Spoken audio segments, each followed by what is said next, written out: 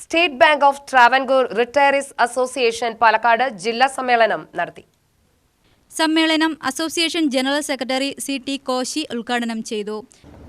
സംഘടനയുടെ കേന്ദ്ര കമ്മിറ്റി ഇന്ന് ഉച്ചകഴിഞ്ഞ് ഇവിടെ ആരംഭിക്കുകയാണ്. അതിനുശേഷം നാളെ ഉച്ചയോടുകൂടി സമാപിക്കും.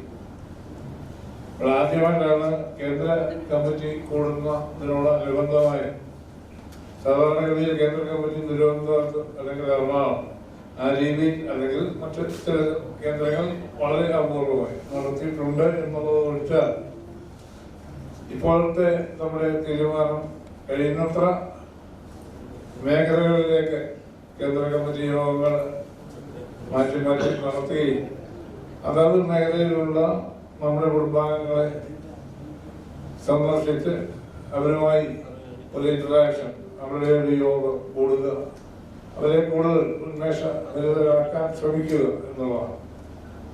ഞാൻ ഉൾപ്പെടെ നിങ്ങളെല്ലാവരും, നമ്മളെല്ലാവരും 60 വയസ്സിൽ കഴിയുന്ന മുതിർന്ന പൗരന്മാരാണ്. തീർച്ചയായും ശാരീരികമായും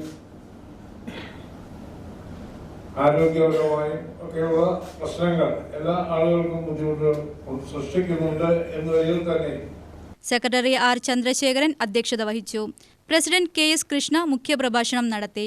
zonal secretary Balasubramanian, P. Ramachandran, P. K. Pradeep, Vijayakumar, Mallika, Vimal, Suresh Kumar തുടങ്ങിയവർ പ്രസംഗിച്ചു.